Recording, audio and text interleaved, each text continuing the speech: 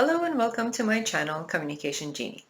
Today I want to talk to you about a tricky topic, conflict resolution, and share with you some of my tips and tricks on how I approach resolving any conflict.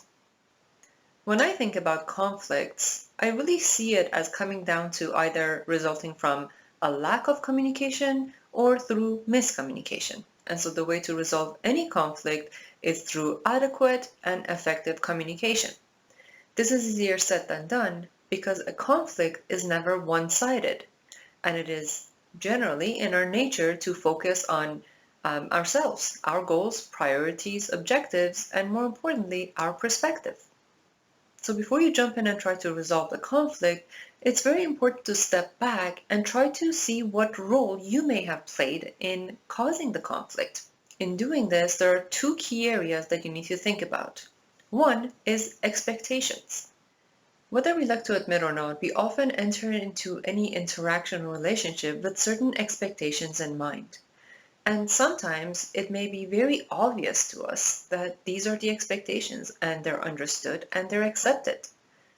This is a clear example of lack of communication. No two people are alike, and the expectations are not necessarily the same.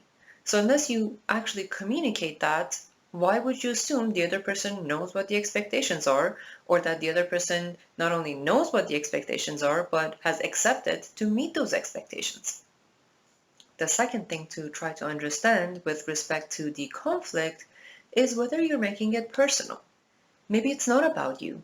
Maybe this is just a side effect of something else that's going on. Before you jump into conclusions and try to make it personal, try to really think about why this person would try to hurt your feelings or cause trouble or create problems for you if you really haven't done anything wrong. Again, it allows you to not focus on the end result of the conflict, of the what has happened, and allows you to step back and try to understand the why it may have happened. Now that you have spent the time to take apart the elements of the conflict and hopefully have a much more unbiased view towards it, it's time to actually approach the resolution part of the problem. What you need now is adequate and effective communication. And to do this right, you need to keep three things in mind. The first thing is to make sure that all parties are aligned on the objective of resolving the conflict.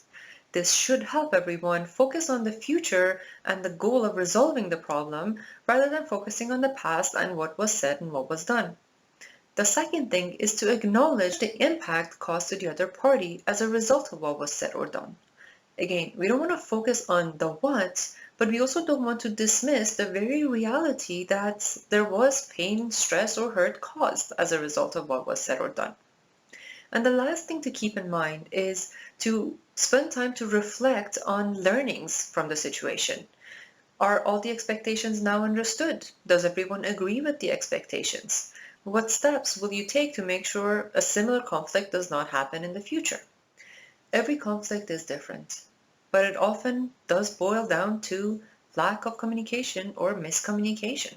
So hopefully what I've shared with you today will be helpful in how you approach resolving conflicts in the future. Thank you for watching and see you next time. Don't forget to like, share, subscribe, and comment.